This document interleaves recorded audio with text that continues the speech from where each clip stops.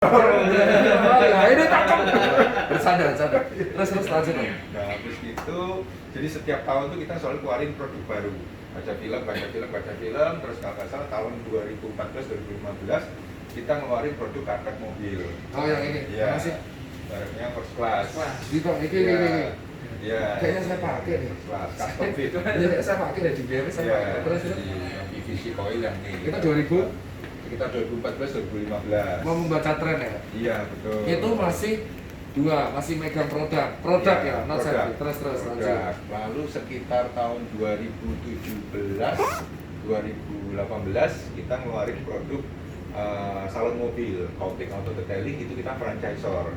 Ada Top Coat, ada XTO salah satunya. Sampai franchise-nya, franchise-nya. Betul. Kenapa dari segi partnership pada waktu 2017 ya? Iya. Kan sudah ada kompetitor.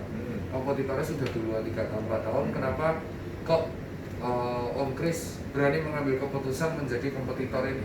Menjadi nandingin si ini. Iya. Kan kita udah sebut ya, tapi ini kan sudah top line. Betul. Kenapa kok tiba-tiba di 2017 nekat mengambil ini? Apakah kurang atau diferensiasi atau gimana? Nah, yang pertama yang membedakan itu karena bahan obat coating kita. Jadi bahan obat coating kita itu satu-satunya yang bahannya safir. Kalau selama ini obat coating salon mobil yang dipakai di semua bengkel yang ada di Indonesia itu bahannya keramik.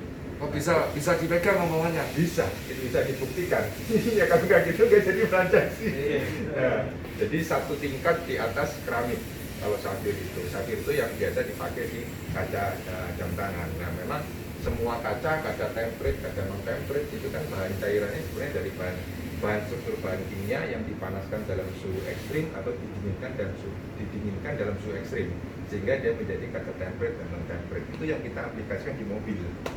Nah, karena itu hasilnya coating kita selalu lebih kilap, lebih tahan lama, lalu kekuatan durability-nya lebih bagus, kena sinar matahari, kena sabun, bahan kimia dan lain-lain.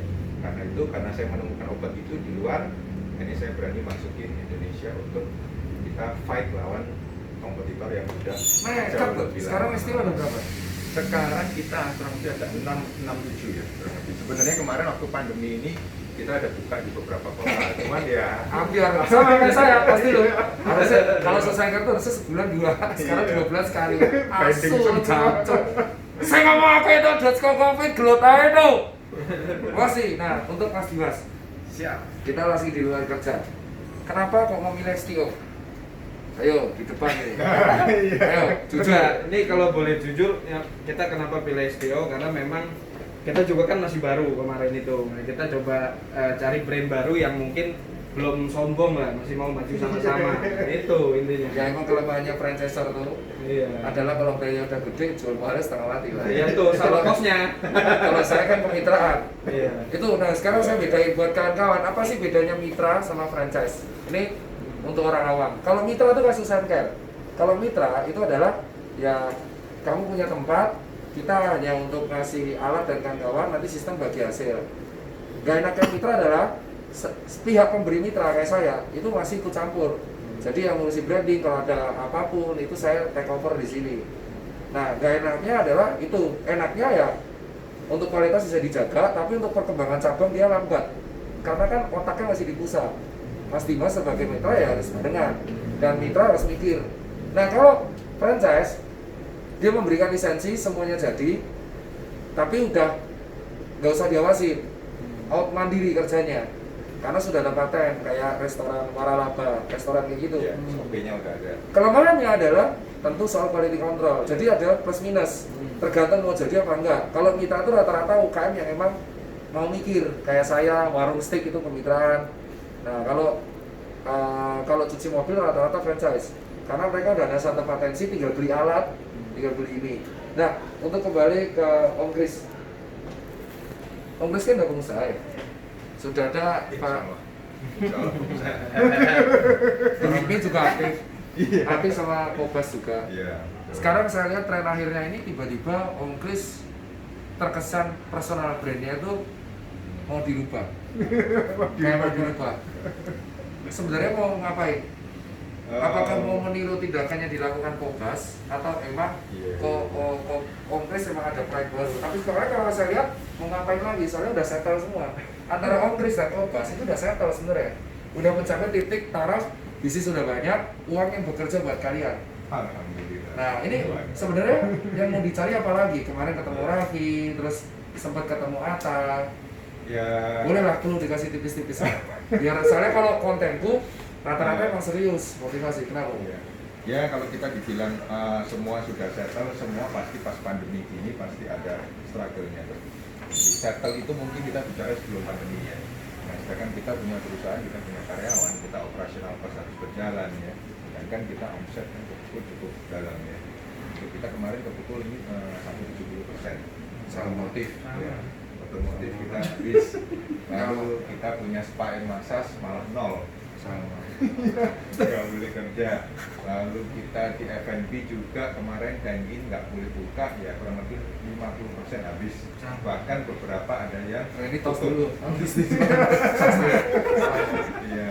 Nah, sedangkan kita kan nggak mungkin kalau dengan kondisi seperti itu pemasukan jauh berkurang, tapi pengeluaran kita kan tetap. Nah, karyawan semua kan tetap, operasional semua tetap. Jadi ya kita harus mencari kan bagaimana supaya perusahaan bisa berjalan, terus karyawan juga nggak kena PHK semua. Ya kan harus kita pengusaha harus mencari lah solusi atas semua ini. Akhirnya kita kolaborasi dengan teman-teman semua. Salah satunya kemarin sempat kita juga masuk di industri alkes.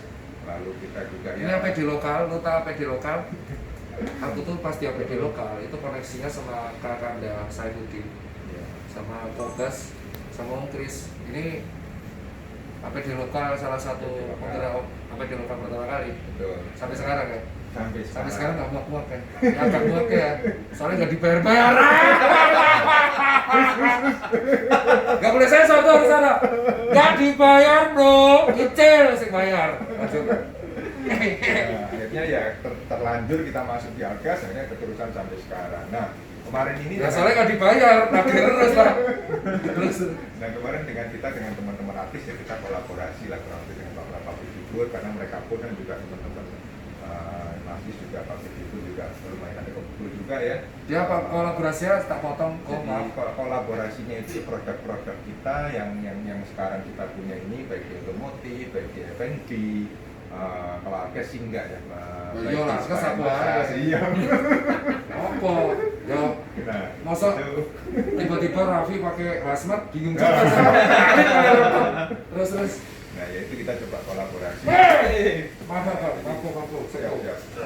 Terus. Ya, jadi mereka promote lah. Oh. Mereka promote ya kita Bayar lah, sama tapi. take and give lah, sama-sama Iya. saling bantu aja. Umat gak Saling sih? bantu. Terus Saling seberapa? bantu. Karena melibatkan, aku langsung tanya. Ini kan konten pendidik. Nanti aku tanya Mas Dimas juga. Ya. Kalau Mas Dimas beda nanti pertanyaan. Kalau Om Kris, seberapa penting sih public figure atau KOL dari influencer dalam sebuah usaha? Karena banyak orang yang bilang, bacot itu kalau orang beli, bohong orang Iya. mungkin beli. Ini Iya. dari sisi pengusaha yang udah profesional. Kan aku kategorinya middle ya. Iya. Maksudnya middle ini Nggak usia middle tengah. lah. Usia tengah. Jadi Usia. kalau aku bilang kan di HIPMI itu kan ada Iya, pengusaha muda yang Betul. sebenarnya nggak muda-muda banget. Iya. Aku bilang senior. Aku kan generasi umur tahun 90. Hmm. Mungkin kan 90-an. Nah, seberapa penting sih KOL, influencer atau public figure? Oke, kalau saya bilang sih sekarang ini cukup penting ya, bahkan sangat penting, karena apa? Semua market, semua netizen, semua konsumen sekarang mainannya kan media sosial, melihatnya online media sosial, terutama media sosial. Nah di media sosial ini yang di follow kan pasti public figure, ya kan? Jadi, penting. Jadi nggak ada lagi sekarang kita mau melakukan promosi atau mau menginfokan tentang produk kita dan usaha kita di mana lagi, di koran, TV. Coba dah, lebih pilih TV atau Sekarang. lebih menggunakan Rans Entertainment? Ayo jujur, ayo. Saya sendiri aja nih, TV atau Rans Entertainment? mungkin sudah sekitar 3 bulan nggak nonton TV. Saya sendiri nih. Nah, Teman-teman saya yang TV, jangan bunuh saya. jadi udah nggak, anak saya apalagi saya lihat udah nggak pernah nonton TV, semua YouTube. Istri saya juga semua YouTube. Jadi saya sendiri juga ngerasain ada 3 bulan lebih nggak pernah nonton TV, semua YouTube semua. Jadi Dan itulah salah satu peran public figure. betul. Dan ya itu tadi. Jadi kita pun saya Kombas pun selama masa pandemi ini kan kita ya ibaratnya kita aktivitas perusahaan kan banyak berkurang ya. Ya udah, jadi kita membuat set online namanya. Apa yang saya tahu? Online ya itu media sosial kita bikin itu channel. Nah itu, jadi selama kita ikut-ikut karena ngerasain kan kenapa Tirta keluar jadi pengusaha dan dokter di media sosial ya karena itu personal branding kita. Kembali lagi aja kenapa orang mau nyuci di tempat kita itu karena yang lebih ke faktor yang punya. Kenapa orang beli Apple? Karena dulu orang suka Steve Jobs. betul. Nah sekarang Om Chris, banyak netizen yang berkata pengusaha tuh hobinya moya-moya ngabisin duit, gaji karyawannya nggak mau dinaikin tapi hobinya beli mobil mewah. Seberapa penting sih para pengusaha ini? Kemarin Tommy sempat bilang beli Brompton tuh koneksi. Seberapa penting sih para pengusaha itu membeli aset aset-aset yang menurutku tersier kayak mobil mewah, motor besar, sama Brompton. Bukan lebih ke rumah. Sebenarnya tujuannya apa? Buat ngumpul atau buat apa? Apa berguna sih buat netizen ini? Sebenarnya selama kita mampu, selama tidak dipaksakan ya, itu sih penting ya karena networking. Jadi kita pun saya sendiri juga ngerasain selama masa pandemi saya bisa masuk di industri podcast itu karena networking. Jadi kalau ditanya pertama-tama kita request kan, netizen tanya modal berapa masuk podcast? Ya modal saya di relasi. Awal tuh modal saya hanya relasi. Betul sih. Modalnya relasi. Karena saingannya tuh bener-bener kayak pabrik-pabrik gede yang nggak bisa kita omongin ya. Betul. Nah sama seperti kita beli Brompton atau mungkin kita beli mobil sport, ya kan? Kita tujuannya ya supaya networking. Kita bisa di mana lagi kita bisa tiba-tiba kenal dengan satu pabrik itu yang top atau ya pejabat yang top kalau nggak cuma di event hobi ya, hobi sepeda, hobi mobil. Nah di situ kita bisa kenal dengan mereka itu betul-betul bisa ada bisnis bareng atau bisa ada kolaborasi bareng itu betul-betul. Paling nggak ya mungkin kita buka salon mobil, mobilnya Berarti itu siapa? benar ya? Betul banget. Om Dimas, seberapa penting komunitas? Soalnya kuliah Om Dimas itu kaitannya komunitas untuk mendukung saya. Nah, 20 menit ya? Bukan. Seberapa penting komunitas? Seberapa penting komunitas dalam menunjang bisnis, Mas? Ya kalau buat saya sih penting banget karena quantity. Hah? Kok iso? Iya, karena komunitas itu kan pasti satu komunitas isinya banyak tuh. Nah kalau kita nyemplung di komunitas, apalagi kita bisa dikenal di komunitas, otomatis kan kita untuk ngajak ke tempat kita juga enak. Teman-teman ini udah tahu, oh ini TWP nih, si Om Dimas nih, gitu kan. Yuk kita kopdar di tempat Om Dimas, ini tuh. Kira-kira kayak gitu. Paham saya sekarang. Itu alasan kenapa kalian sering nongkrong bareng karena bisa jadi teman komunitas kalian menjadi sumber daya kalian. Bisa Dan jadi. akhirnya mereka cerita ke teman-temannya. Iya, jadi mulut ke mulut lah. Nah. Bisa bawa keluarganya lagi nanti dari yang kopdar rame-rame teman member, besok dia datang sendiri-sendiri bawa keluarga. Aku mau ke STO. Nah, thank you Mas Dimas. Ini buat STO. Jadi kalau dari saya tuh di konten saya nggak hanya talk show, saya sering evaluasi dari kacamata anak muda. Om Chris, bisa dicek ini menunya, nanti dicek. Dan Susan Care itu mengalami perubahan menu total tuh 6 kali. Nah ini sekarang saya mau sedikit ngasih saran dan discuss Mas, Om Chris. Untuk yang bentuk mobil, menurut saya secara pribadi penggunaan ukuran small module large itu udah nggak concern, nggak sinkron di era sekarang. Kalau dari saya Mas, Om Chris ya, nggak apa-apa ya Om Chris, bukan gurui. Kalau dari era sekarang, kenapa? Karena banyak merek-merek mobil kayak kita let's say bilang Fiat Abba. Fiat Abba kan hitungannya small car, Betul. tapi dia CBU dan dia hitungannya Mahal. mahal. Nah, kalau dimasukin sini kita mumet, dia gengsi, disamain sama LCGC. Karena orang tuh kalau coating itu gengsi mainnya. Oh, ada orang yang LCGC pakai ini dia nggak akan mau. Nah, kalau dari saran saya, ini ditentukan berdasarkan city car, terus nanti atasnya adalah MPV, itu ada small, medium, luxury, terus sedan, SUV, 4x2, 4x4 sama premium car. Nah, akhirnya Fiat masuk premium. Itu sih Om, kalau monggo bisa direvisi sama yang motor ini lagi laris Om, batasnya bukan 600 lagi. Nanti batasnya itu adalah 250 sampai 400, terus 500 sampai 650, terus up to 800. Ini sih sekedar saran Om, tapi diterima kok. Oh, sangat diterima. Iya, kalau saya Biasa gitu. ini. Nah, kalau dari saya buat Om Dimas, ini kan lahan 1.700 ya. Nyari lahan kayak gini di daerah Kalimalang dan Pondok Kelapa itu susah. Nah, saran sih, yang pertama diversifikasi untuk motor, terutama Vespa, terus apa namanya, ada sekarang Royal yang langsung, Peugeot ada motor juga, ada juga X-Max, N-Max, itu dikasih lah di depan motor. Sama penggunaan UMKM untuk yang makanan, makanan diperbanyak. Jadi ada orang kesini. Terus untuk meminimalisir effort burden overhead di COVID, mau nggak mau tuh harus memberikan promo cashback nyebar brosur di perumahan. Jadi sekarang Om Kris sama Om Dimas di Susan Care kan aku cabangnya ada menyentuh 63 sekarang. Luar biasa. Dan Berapa tahun 63? dari 7 tahun. Mitra, kalau aku ngikutin caranya Pak Hendi mungkin udah 1000-an. Tapi Pak Hendi kuat otaknya saya belum. Dia kan udah 40-an.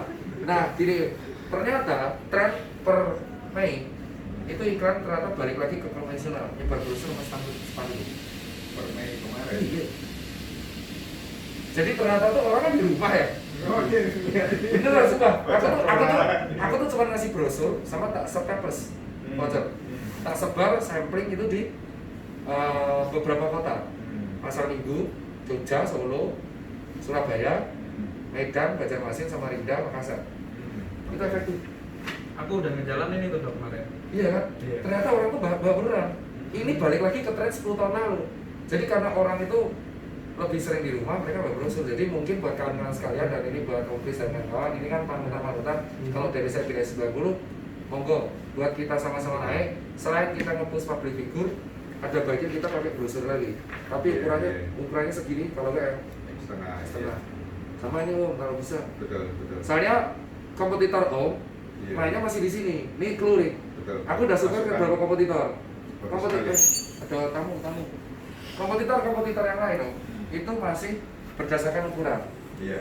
Nah, padahal kita tahu, kayak contoh Toyota Fortuner. Itu kan dia istilahnya large scale SUV.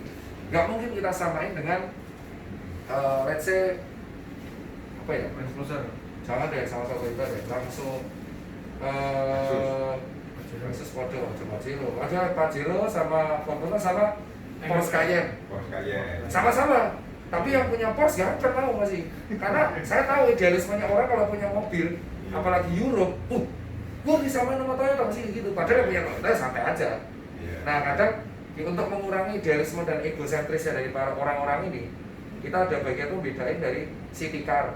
Jadi ya kalau kamu city car, LCGC atau Brio atau let's say small car itu masuk. City car atasnya itu hatchback sama small MPV, Jazz masuk. Atasnya medium MPV, Foxy dan kawan-kawannya.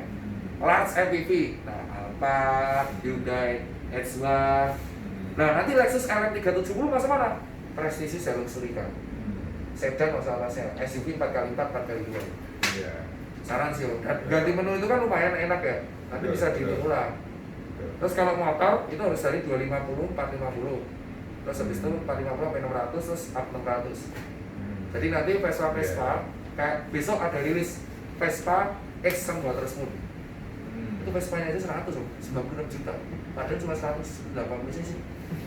Cuma dia kalau nyuci di coating ini nggak akan mau. Ini peluangnya Om. Itu sih saran. Anak muda sering gitu. Teman saya punya Vespa nggak mau cuci pinggir jalan. Gengsi, pride. Padahal dia juga kredit tapi gengsi. Egosentris itu tinggi. Benar kan? Kayak orang cuci sepatu, nggak mau cuci sepatu di laundry yang maunya sangka karena egosentrisnya kolektor. Itu sih Om saran. Nah itu sekian tips and trik dari ini. Itu konten dari kita. Bayangin Dokter Tirta nyeramahin Om Kris sama Dimas di sini. Ini pulang-pulang kayak saya digiles sama dongkrak. Bajingan kan. Nah, terus di sini nanti habis ini kita akan cek langsung. Itu ada mobil saya dicuci, terus coating di sana. Langsung habis ini cek Daniel, closing statement dari saya. Ilmu itu diraih bukan hanya dari kuliah dan dari sekolah. Tempat belajar itu bisa jadi adalah tempat bermainmu dan tempat nongkrong. Jadi banyak belajar, banyak nongkrong. Sekian dari kita bertiga. See you on the next vlog. Thank you.